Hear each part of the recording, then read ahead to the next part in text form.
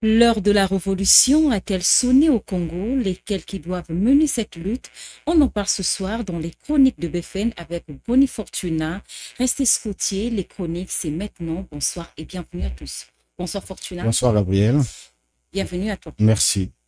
Dans cette chronique, nous nous intéressons à votre dernière publication sur votre page professionnelle Facebook. Je cite, l'heure de la révolution a sonné, fin de citation. Doit-on comprendre que le journaliste que vous êtes appelle à la révolte? Oui, je crois que le journaliste, c'est aussi un militant d'une cause, c'est aussi un homme qui doit être engagé dans sa société et qui contribue aussi à la construction de cette société. Et donc, je crois que il nous faut passer à cette révolte mentale, la révolte mentale contre la corruption, la révolte mentale contre les antivaleurs qui montent en puissance, la révolte contre la paresse, la révolte aussi contre le clientélisme, la révolte également contre tous les maux aujourd'hui qui est en train d'asphyxier le pays. Vous parlez de la révolution, mais quelle révolution parlez-vous concrètement? Il s'agit bien et bien d'une révolution des valeurs. Vous vous souvenez que Martin Luther King l'a dit en son temps, que la révolution des valeurs mettra un jour à mal le conformiste, on va dire, du confort et de l'indifférence. Donc, on est dans cette optique où il nous faut donc la révolution à tous les niveaux, mais cette révolution est d'abord et avant tout mentale et elle doit être pacifique. Et pourquoi? Parce que il est temps, donc tout est aujourd'hui réuni, toutes les conditions sont réunies pour que nous passons à cette révolution pacifique. Surtout, je parle bien d'une révolution des mentalités, une révolution des valeurs. Pourquoi cette révolution est maintenant? Voilà. Pourquoi cette révolution est maintenant? Je prends trois cas. Il y a d'abord, il faut se souvenir que le 15 août 1960, le Congo accède à l'indépendance sur fond d'un climat d'espoir et même d'attente populaire, hein, d'un Congo prospère, d'un Congo autonome. Quelques années seulement après, donc à cause des divisions politiques et des luttes de pouvoir, nous avons vu que ces espoirs ont été déçus et le Congo, le pays fragilisé. Vous avez aussi cette période dite la période révolutionnaire de 1968 à 1991 sous Marengwabi, où il est donc l'on appelait à une révolution donc à tous les niveaux, avec donc la mise en place d'une politique de justice sociale, une justice et l'égalité sociale. Et malheureusement, on sait ce qui s'est passé. Et donc, ce Congo n'a pas pu réellement atteindre ses ambitions. Et est arrivée donc la période de la conférence nationale. Et là encore, nous avons dit, hurrah, nous avons sauté pour dire finalement, nous sortirons de cette période des conflits, des coups d'État, répétitif et finalement pour s'unir, pour se mettre ensemble, pour laver, guérir nos plaies. Et malheureusement, on a vu que quelques années seulement après, et finalement, les espoirs aussi de la conférence nationale ont été déçus et toujours à cause, on va dire, de la fragilité politique, des divisions politiques et donc la lutte de pouvoir. Et finalement, vous avez la période des projets. La période des projets. Donc, je fais là allusion non seulement au plan quinquennal, mais aussi surtout l'un des plus grands projets que nous avons connu dans ce pays-là, la municipalisation accélérée. On constate qu'aujourd'hui que la municipalisation accélérée n'a pas vraiment produit les résultats attendus. C'est un échec, ça il faut le reconnaître. En 20 ans donc de municipalisation, le Congo n'a pas su se développer. L'arrière-pays est resté précaire. Les populations à l'arrière-pays sont en proie à la pauvreté, comme un peu partout d'ailleurs. Pas d'accès à l'eau potable, pas d'accès aux soins de santé qu'il faut. L'éducation est totalement, on va dire, d'une manière structurellement en berne.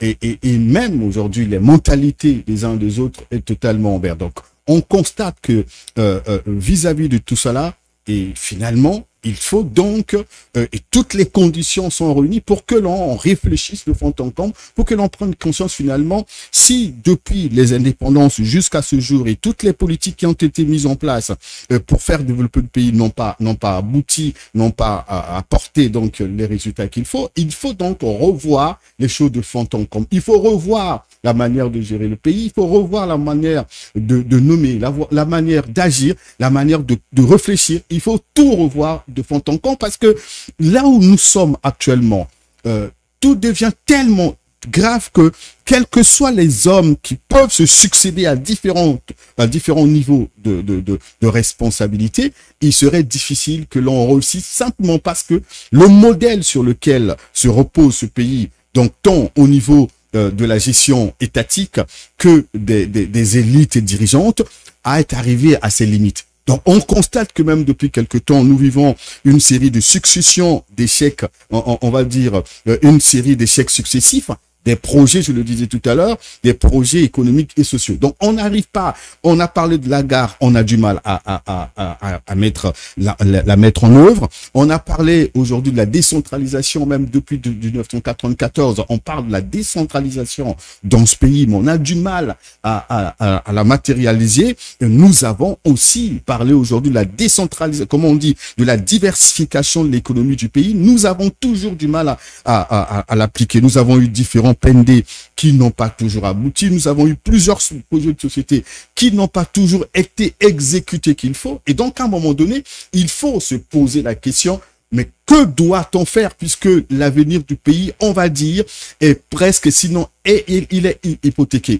Cette jeunesse à qui l'on a confié 3 années en priorité doit s'interroger sur le Congo qu'elle va hériter. Est-ce que c'est ce Congo qui croupit dans les dettes aujourd'hui? Est-ce que c'est ce Congo qui est totalement malade qu'on va hériter? C'est comme si vous donnez un héritage, on va dire, de ce qui, on va dire, est totalement détruit à votre enfant. Et qu'est-ce qu'il en fera? Donc, il est donc temps d'agir et nous sommes aussi à 1 an et demi des élections. C'est un moment crucial. Malheureusement, nous avons dans ce pays ou encore au niveau de l'Afrique, nous avons aujourd'hui mise en place une mentalité, une manière de penser que les élections sont simplement le moment d'élire un homme ou encore d'élire nos représentants à l'Assemblée. Mais non, mais c'est un moment décisif pour l'avenir du pays. C'est un moment décisif pour chaque citoyen. Et c'est un moment où chaque citoyen confie sa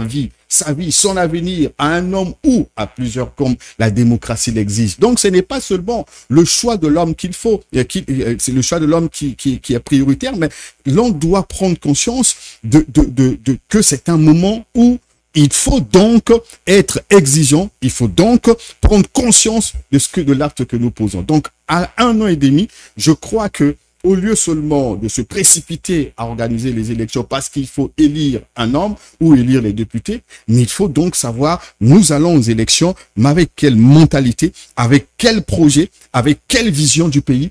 Parce que là où nous sommes, je crois que dans les 2 prochaines années, il faut que le Congo regarde de fond en comble quelle est réellement la direction qu'il faut prendre pour que le Congo, depuis pratiquement 2014, vit dans une crise économique sempiternelle, le Congo titube.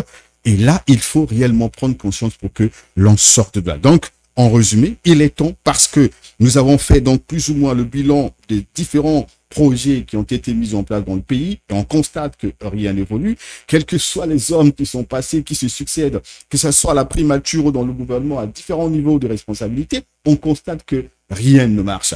Et vous avez aussi les moments appropriés parce que nous tendons vers les élections. Il faut que chacun prenne conscience qu'il nous faut réellement une révolution pacifique et mentale et pour qu'on arrive à changer les choses.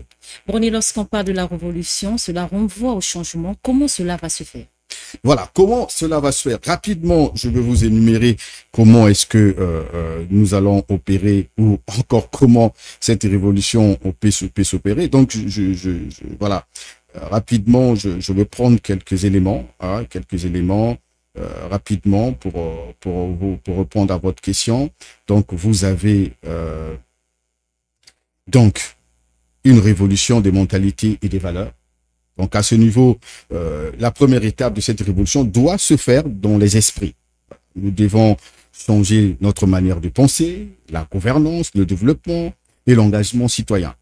Et cela passe par une prise de conscience collective. Chacun à son niveau doit comprendre qu'il a un rôle à jouer dans le renouveau de notre pays. Il s'agit aussi donc de changer, pas seulement de changer les dirigeants, mais aussi de transformer profondément nos valeurs en favorisant la transparence, la responsabilité, la méritocratie. Malheureusement, c'est ça en fait là où doit commencer cette révolution. La révolution commence à ce niveau parce que nous avons constaté que nous avons sanctifié dans ce pays l'opacité dans la gestion du pays. Nous avons sanctifié l'irresponsabilité et même aujourd'hui, le processus de recrutement dans le pays pose problème et je crois que c'est même ça qui est à l'origine plus ou moins de ce que nous constatons, donc la mauvaise gestion, parce que si nous ne privilégions pas la méritocratie, si nous continuons à recruter les gens sur la base du clientélisme. Donc, qu'est-ce qu'on fait? Parce que au Congo, on nomme souvent pour contenter les gens. On nomme souvent pour récompenser.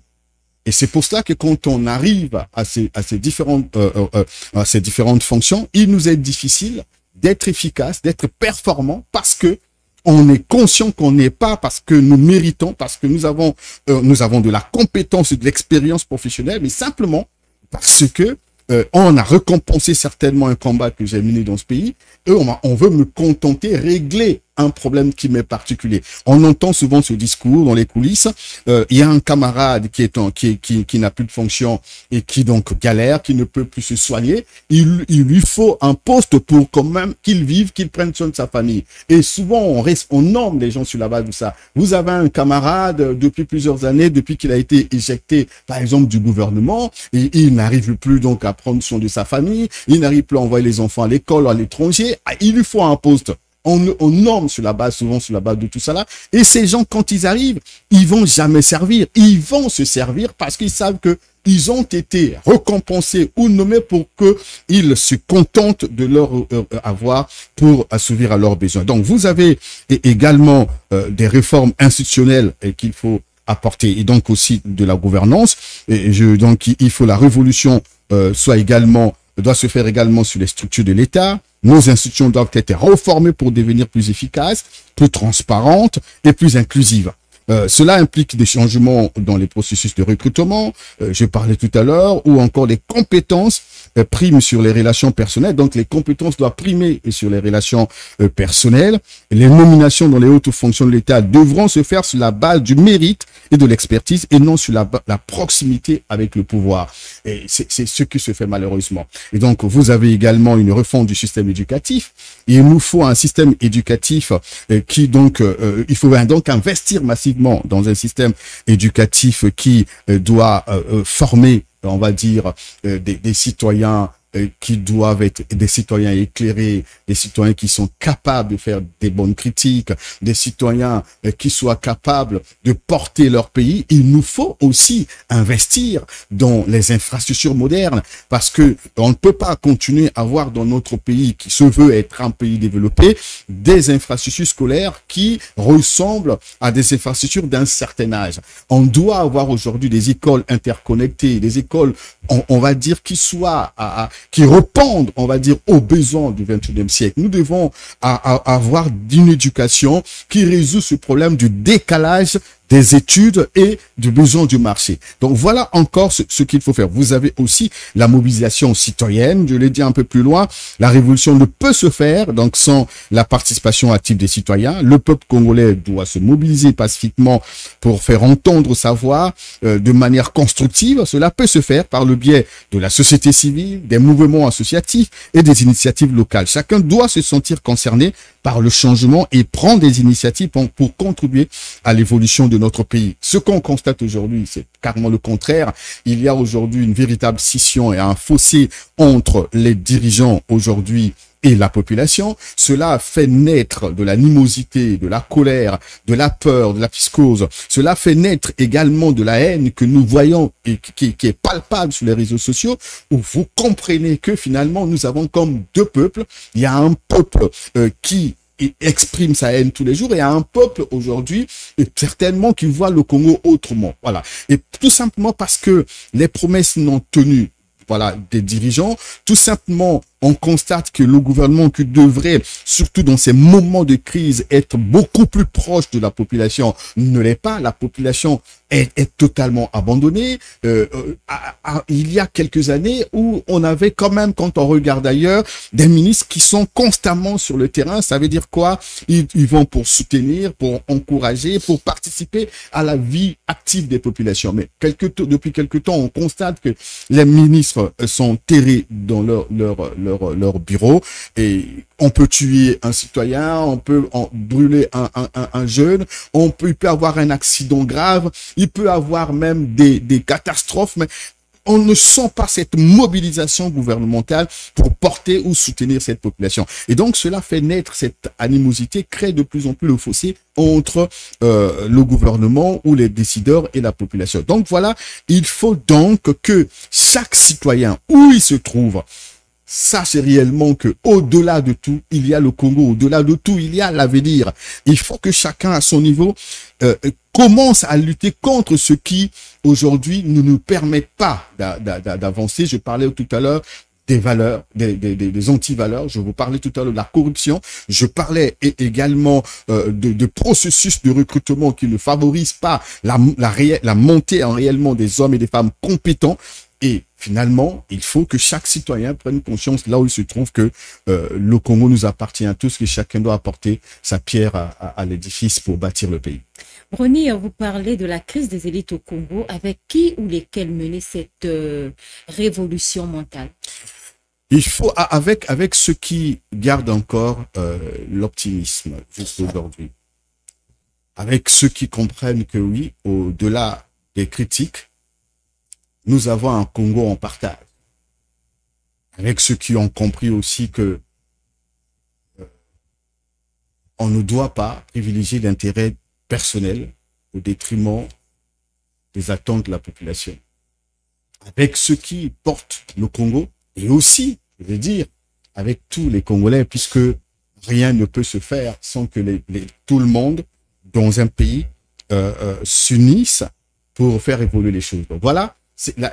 On va donc le faire. La crise d'élite est aussi l'une des causes qui appellent à cette révolution mentale, cette révolution pacifique. Et donc, pour résoudre ce problème, il faut que chacun prenne conscience, il faut que chacun porte ce combat, et pour que les choses avancent. Est-ce que vous avez peur de l'avenir? Ce serait mettre un terme à nos propres vies, sinon, voilà, arrêter le Congo. Nous avons notre génération, nous avons des générations qui arrivent, les générations de nos enfants, les générations de nos petits fils et arrière. Et ça veut dire que le Congo vivra, le Congo continuera à vivre. Ce qu'il faut faire aujourd'hui, c'est de garder l'espoir, c'est être optimiste, puisque nous savons que c'est dans les moments de crise que l'on doit être fort, c'est dans les moments des disettes que l'on doit montrer ses capacités de résilience, c'est dans ces moments qu'un peuple doit garder espoir. Sinon, si le peuple perd espoir, si le peuple plonge dans le pessimisme, il serait difficile que les choses changent. Merci beaucoup. Merci, Gabriel. Puisez le courage au fond de nous pour apporter un véritable changement. C'est par ces mots que nous bouclons notre chronique de ce soir. Merci, portez-vous bien. Au revoir.